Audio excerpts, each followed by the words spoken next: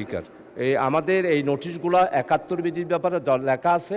এই নোটিশটার ব্যাপারে শোনার জন্য স্ব মন্ত্রণালয়ের মন্ত্রীরা এখানে উপস্থিত থাকবেন। তো আমি অর্থ পরিকল্পনা মন্ত্রী মহোদয়ের দৃষ্টি আকর্ষণ করে নোটিশটা দিয়েছি, মন্ত্রী তো নাই।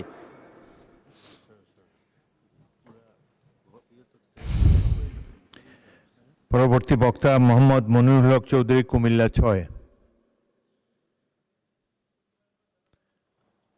অনুপস্থিত। জনাব মোহাম্মদুল্লাহ, ময়মনসিংহ ২।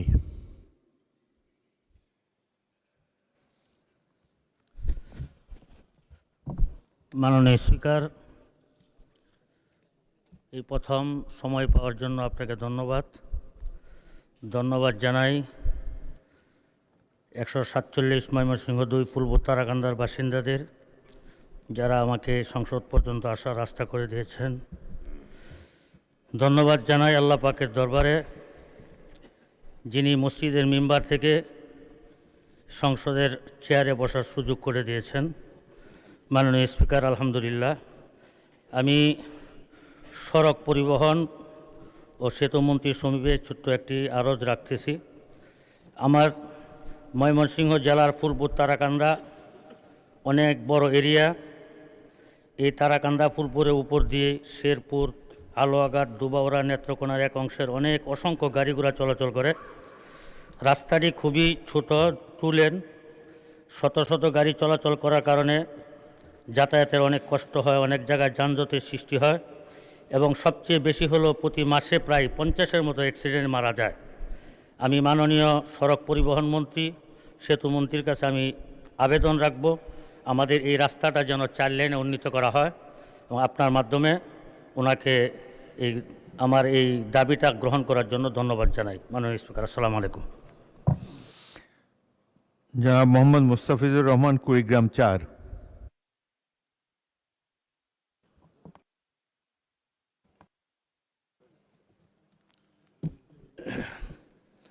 মাননীয় স্পিকার, আপনাকে অসংখ্য ধন্যবাদ।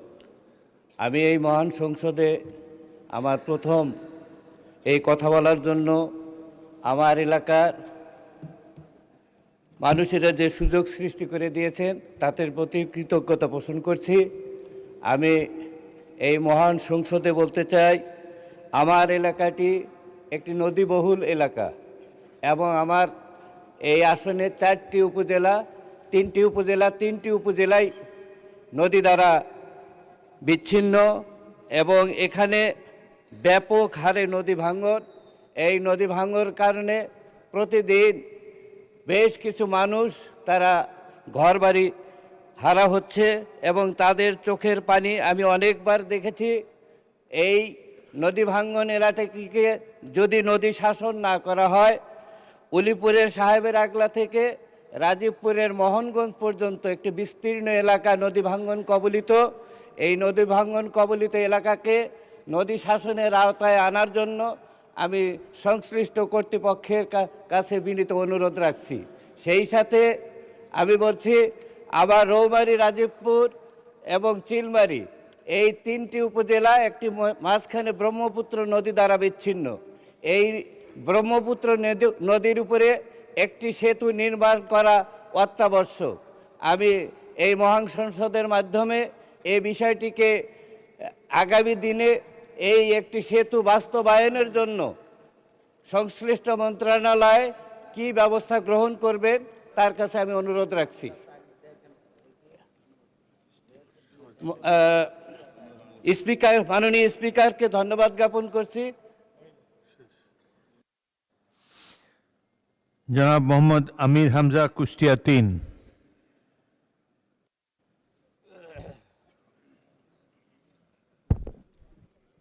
আসসালামু আলাইকুম রহমতুল্লাহ। বিসমিল্লাহির রহমানির রহিম। মাননীয় স্পিকার, আপনাকে ধন্যবাদ। আমাদের উত্তর অঞ্চল এবং দক্ষিণ অঞ্চলের প্রবেশদ্বার, সাংস্কৃতিক রাজধানী কুষ্টিয়া। এখানে বটতল থেকে কুষ্টিয়া বিশ্ববিদ্যালয় পর্যন্ত এবং বটতল থেকে পাটিকাবাড়ির শেষ সীমানা পর্যন্ত প্রায় 20 কিলোমিটার, ওদিকে 22 কিলোমিটার এই রাস্তা অত্যন্ত জরাজীর্ণ অবস্থা। আমি মাননীয় মন্ত্রী সড়ক পরিবহন মন্ত্রীর নিকট আবেদন রাখছি আমাদের এই দুইটা রাস্তা বিশেষ করে 42 কিলোমিটার এই লক্ষ লক্ষ মানুষের যাতায়াতের ব্যবস্থা করার জন্য দুইটা রাস্তা চওড়াকরণ এবং মাঝখানে আইল্যান্ড দেওয়ার জন্যে মাননীয় সড়ক পরিবহন এবং সেতু মন্ত্রীর নিকট জোর দাবি জানাচ্ছি। এবং আমাদের কুষ্টিয়াতে কয়েকটা বিষয় বিশেষ করে আমি এর নোটিশও আগে দিয়েছি। মেডিকেল কলেজ হাসপাতাল এটা 2011 সালের 9 অক্টোবর থেকে আরম্ভ হয়ে 2026 সাল পর্যন্ত এখনও কোনো অগ্রগতি নেই, পড়ে আছে প্রায় 100 কোটির উপরে সম্পদ টাকার মেশিনপত্র পড়ে আছে। এখানে 23টা বিভাগ চালু হওয়ার কথা, 2টা বিভাগ চালু হয়ে পড়ে আছে। প্রায় 5টা জেলার মানুষের 18 থেকে 20 লক্ষ মানুষের এখানে চিকিৎসার ব্যবস্থা করা সম্ভব যদি এটা অতি দ্রুত চালু করা হয়। মাননীয় স্বাস্থ্যমন্ত্রীর নিকট আমার আকুল আবেদন, যত দ্রুত সম্ভব মেডিকেল কলেজ হাসপাতাল চালু করার মাধ্যমে আমাদের এই 5-6টা জেলার মানুষের অন্তত চিকিৎসার সুব্যবস্থা করার জন্য আহ্বান জানাচ্ছি। মাননীয় স্পিকার, আপনাকে ধন্যবাদ। মাননীয় সদস্য শেখ ফরিদ আহমদ, চাঁদপুর 3। আসসালামু আলাইকুম। বিসমিল্লাহির রহমানির রহিম। সকল প্রশংসা মহান আল্লাহ রাব্বুল আলামিনের। আমি চাঁদপুর 3 হাইমচর চাঁদপুর সদর জনগণকে আমাকে ভোট দিয়ে এই মহান সংসদে প্রেরণ করার জন্য ধন্যবাদ জানাচ্ছি। সাথে সাথে আজকের এই প্রধানমন্ত্রী যিনি আমাকে এই মহান সংসদে আসার সুযোগ করে দিয়েছেন, ওনাকে আমার চাঁদপুর সদর এবং হামিচরের জনগণের পক্ষ থেকে ধন্যবাদ জানাচ্ছি। মাননীয় স্পিকার, আমার এলাকা চাঁদপুর 3 সদর থেকে শুরু করে হাজীগঞ্জ উপজেলার ডাকাতিয়া নদীর কোল ঘেঁষে প্রায় 35 কিলোমিটার এলাকা অত্যন্ত ভাঙন প্রবল। প্রতি বছর বর্ষা মৌসুমে জোয়ারের পানি, প্রবল চাপ ও স্রোতের কারণে এই বিস্তীর্ণ এলাকায় ঘরবাড়ি, ফসল, জমি, শিক্ষা প্রতিষ্ঠান এবং গুরুত্বপূর্ণ রাস্তাঘাট নদীগর্ভে বিলীন হয়ে যাচ্ছে। বিশেষ করে চাঁদপুর সদর ও হাইমচরের মধ্যবর্তী এই বিশাল অংশে একটি স্থায়ী ও মজবুত প্রতিরক্ষা বাঁধ না থাকায় প্রতি বছর মানুষ ভিটেবাড়ি হারিয়ে নিঃস্ব হচ্ছে। নদী ভাঙ্গনের ফলে স্থায়ী যোগাযোগ ব্যবস্থা ও জনজীবন মারাত্মকভাবে ক্ষতিগ্রস্ত হচ্ছে।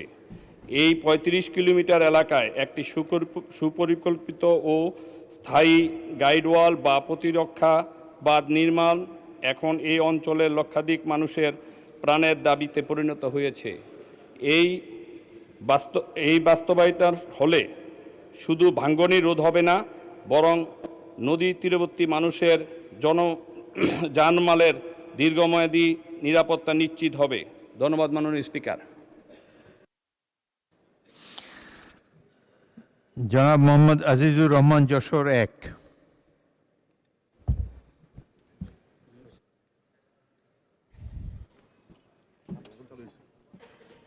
আসসালামু আলাইকুম। নাহমাদুহু আনুসাল্লি আলা রসুলিল করিম। মাননীয় স্পিকার, আপনাকে কৃতজ্ঞতা জানাই।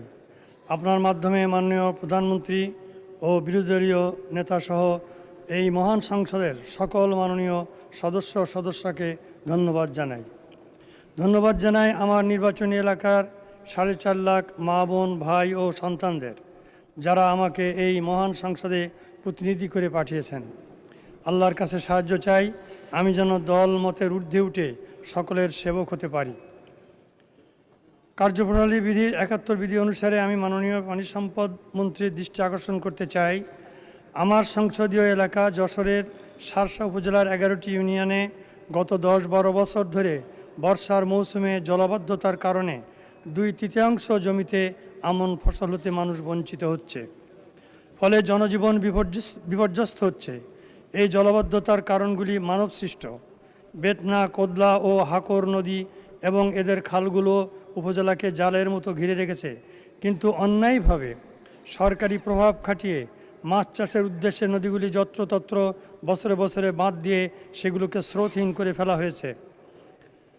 20টি বিল ও 15টি বাওড়ের পানি ধারণ ক্ষমতা সীমিত করে ফেলা হয়েছে।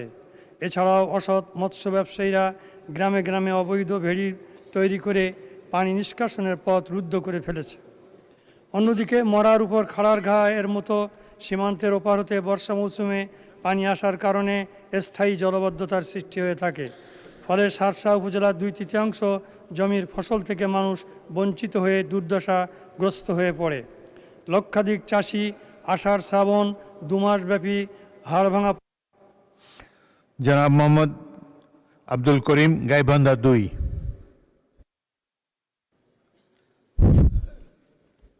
বিসমিল্লাহির রহমানির রহিম। মাননীয় স্পিকার, আপনাকে অসংখ্য ধন্যবাদ। আপনার মাধ্যমে আমার গাইবান্ধা ৩০-২ আসনের সকল ভোটার ভাই বোনদেরকে ধন্যবাদ জানাই। ওই সাথে ধন্যবাদ জানাই যারা আমাকে নির্বাচিত করে মহান জাতীয় সংসদে পাঠানোর সুযোগ করে দিয়েছেন, সকলকে আমি ধন্যবাদ জানাই। মাননীয় স্পিকার, আমি এই সংসদের অধ্যক্ষের বৈঠকে আমি নিম্নলিখিত জরুরি এবং জনগুরুত্বপূর্ণ বিষয়ের মাননীয় স্বাস্থ্য এবং পরিবার কল্যাণ মন্ত্রণালয়ের মনোযোগ আকর্ষণ করছি। এই বিষয়ে যথাযথ ব্যবস্থা গ্রহণের জন্য আপনাকে অনুরোধ করিতেছি। অবস্থানের বিষয় হল নবনির্মিত 250 শয্যা বিশিষ্ট একটি হাসপাতাল নির্মাণ করা হয়েছে। মাননীয় স্পিকার, এই নির্মিত হাসপাতালটি 2024 সালে এটা হস্তান্তর করা হয়েছে। 9 তলা বিশিষ্ট এই হাসপাতাল, জেনারেল হাসপাতালটি নতুন বিল্ডিং যদিও হস্তান্তর করা হয়েছে, কিন্তু এখনও রোগী স্থানান্তর করা হয় নাই। 2024 সালে হস্তান্তর করা হলেও আজ পর্যন্ত এই হাসপাতাল চালু করা হয় নাই। এর কারণ হলো বিশেষজ্ঞ ডাক্তার অভাব, দক্ষ নার্সের অভাব, টেকনিশিয়ানের অভাব, আধুনিক চিকিৎসার সরঞ্জাম না থাকা। এর ফলে অসহায় রোগীদের রংপুর, বগুড়া এবং ঢাকায় যেতে হয় এবং বিভিন্নভাবে তারা প্রতারণার শিকার হয়। সুতরাং হাসপাতালটির চিকিৎসা সেবা পূর্ণাঙ্গভাবে চালু করার জন্য আমি মাননীয় মন্ত্রী মহোদয়ের দৃষ্টি আকর্ষণ করছি। ধন্যবাদ মাননীয় স্পিকার।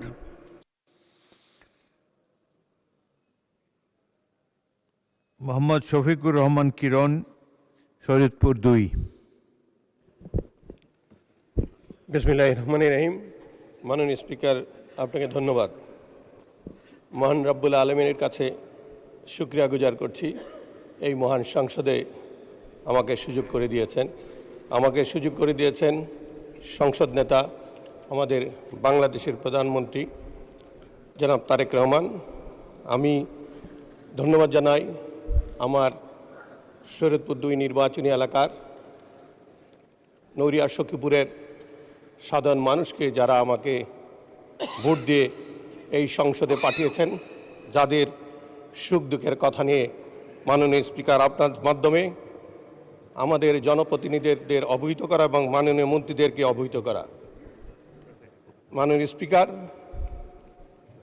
27 তারিখ পর্যন্ত চেষ্টা করছি, আজকে 2 তারিখের সুযোগ পেলাম, যেখানে কাচিকাটা ভেদেরগঞ্জ উপজেলা একটা ইউনিয়ন আছে, সেখানে প্রায় 2.5 থেকে 3 কিলোমিটার নদী ভেঙে নিয়ে গিয়েছে এবং প্রায় 500 মিটার ভিতরে ঢুকে গিয়েছে।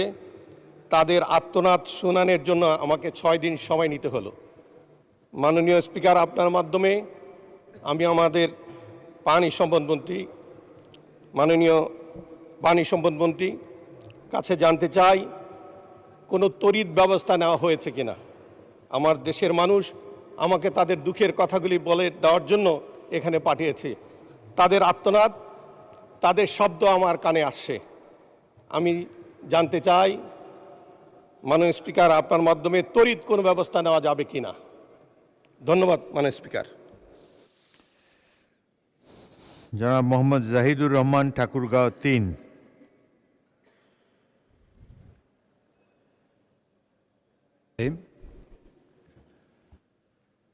অনুপস্থিত। মাননীয় স্পিকার, আপনাকে ধন্যবাদ।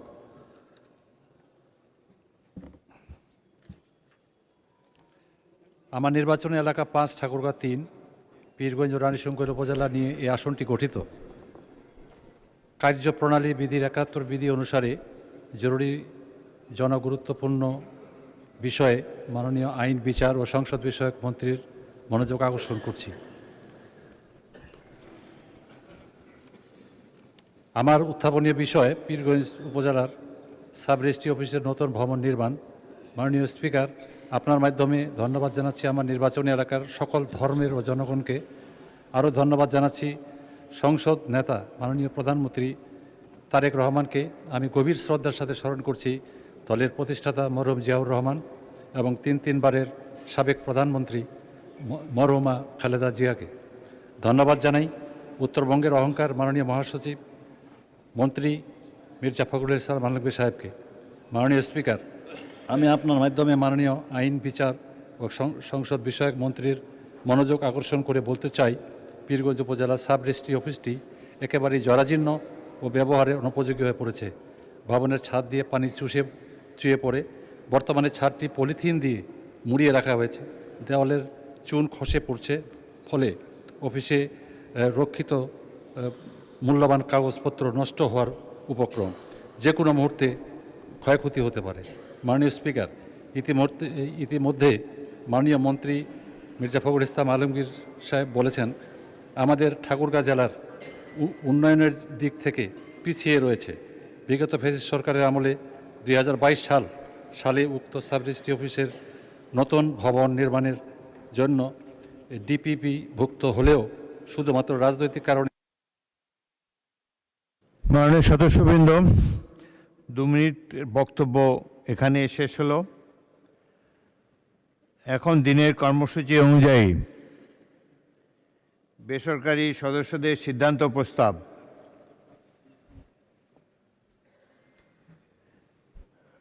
মাননীয় সদস্য, আপনি কিছু বলতে চান? দাঁড়াতে হবে।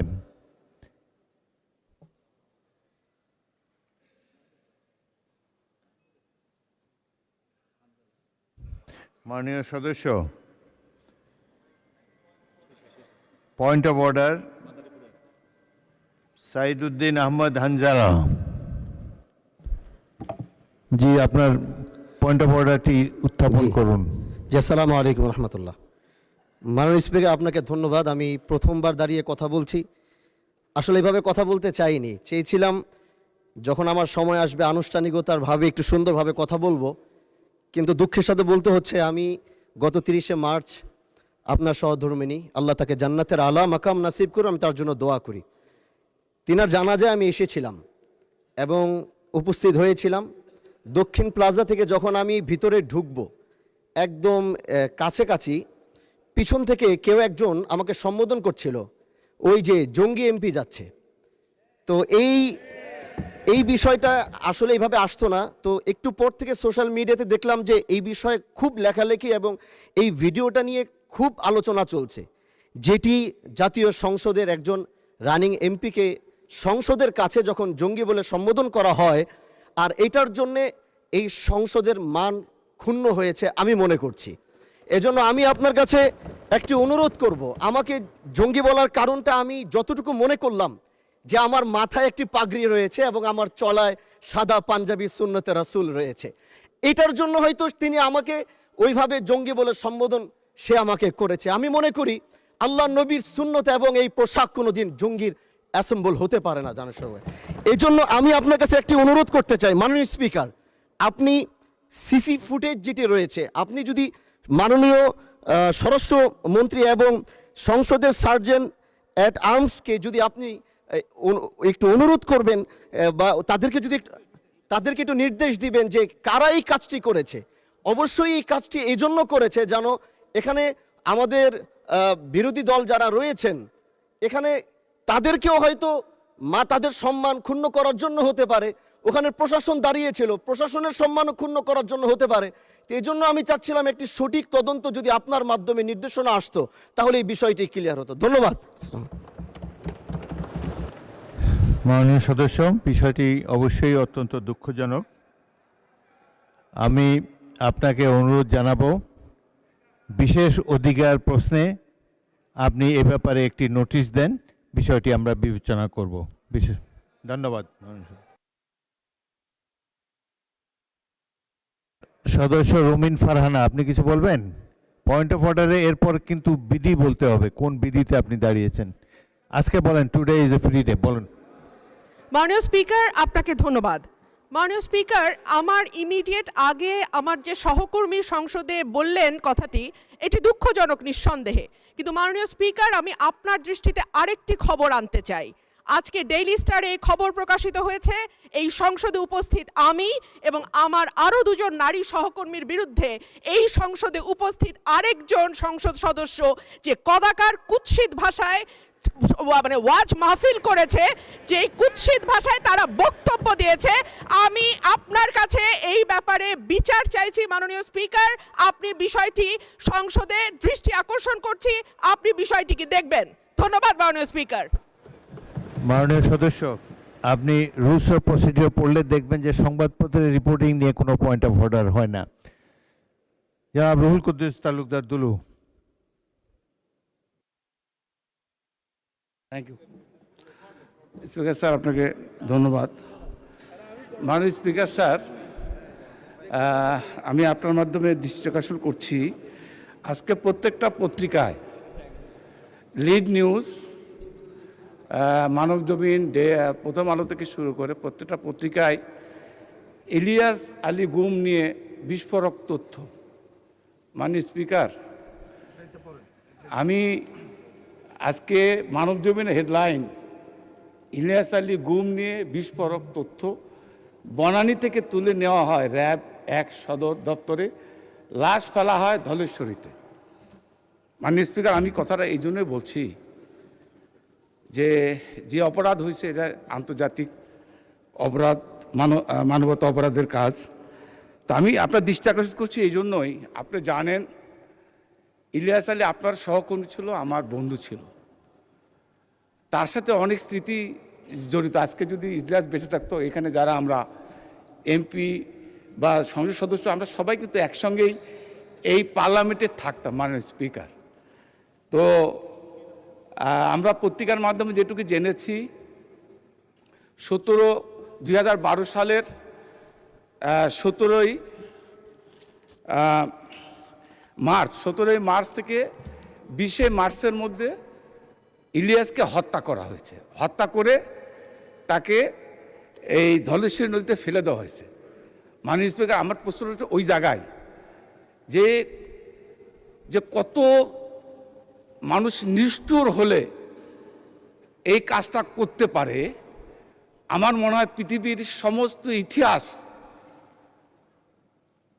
মানে কি বলবো ফেল করবে। কারণ শেখ হাসিনা যে কি ধরনের অভিনেত্রী ছিলেন, তার নির্দেশ ছাড়া যেরকম ইলিয়াস আলী গুম হয় নাই, তার নির্দেশ ছাড়া ইলিয়াস আলীকে হত্যা করা হয়নি। মাননীয় স্পিকার, শেষ করেন।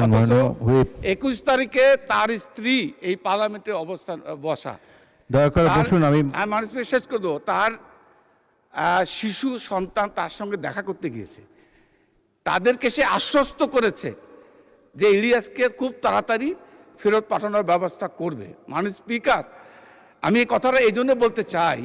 Thank you.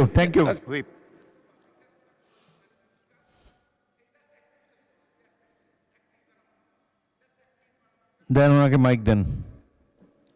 আমি যেটা বলতে চাচ্ছি মাননীয় স্পিকার, শেষ কথা হচ্ছে এটাই, আজকে যদি আমরা কুরআন শরীফের মাধ্যমে যেটুকু জানি, ফেরাউন নমরুদের স্বৈর শাসনের যে ইতিহাস আমরা কুরআন শরীফের মাধ্যমে জানি, কারণ 5000 বছর 6000 বছর আগের ইতিহাস। ধন্যবাদ। এবং আমি মনে করি মাননীয় স্পিকার,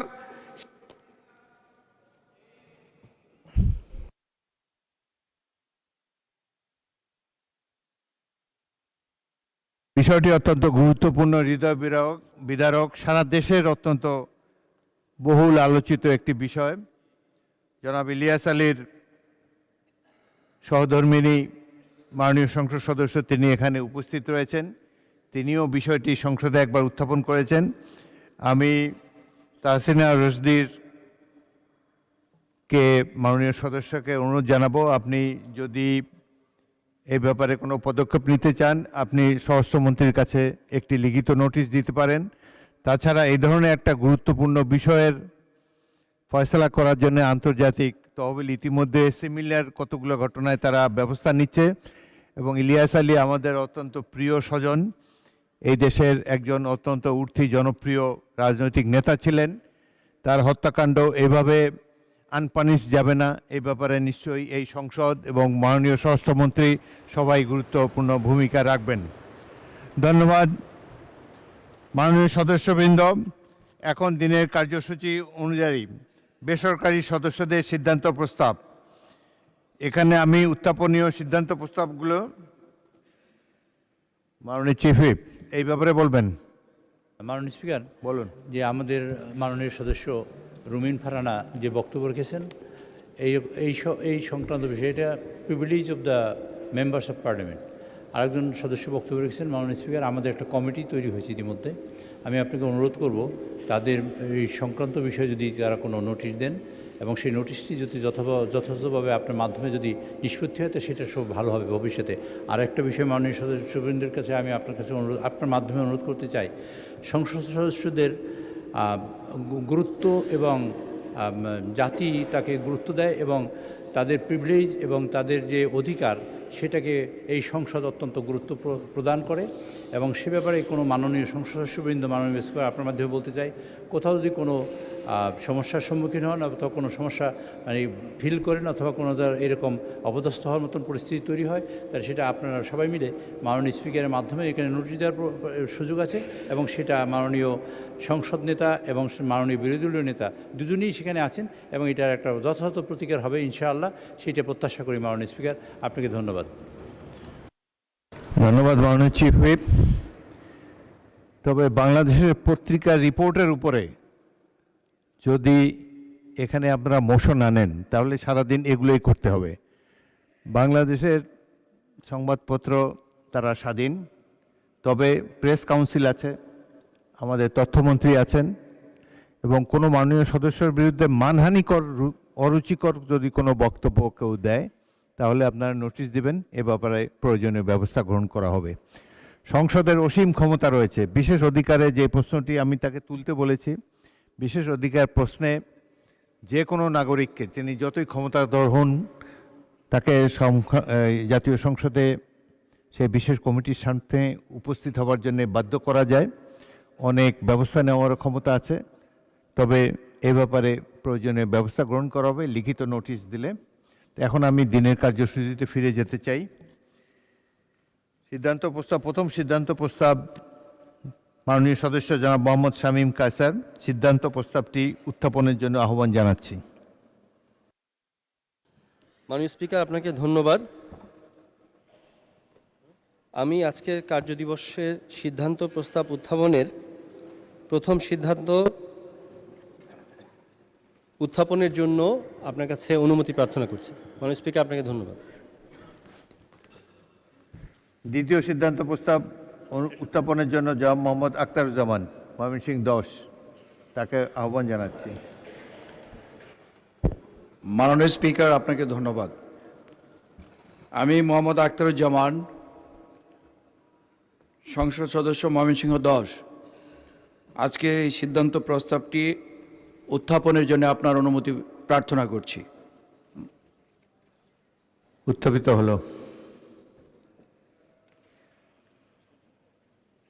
তৃতীয় সিদ্ধান্ত প্রস্তাবটি উত্থাপনের জন্য মাননীয় সংসদ সদস্য জয়নুল আবেদিন ফেনী 2কে আহ্বান জানাচ্ছি।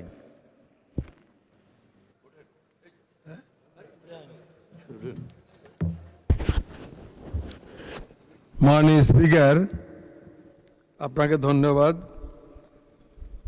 মাননীয় স্পিকার,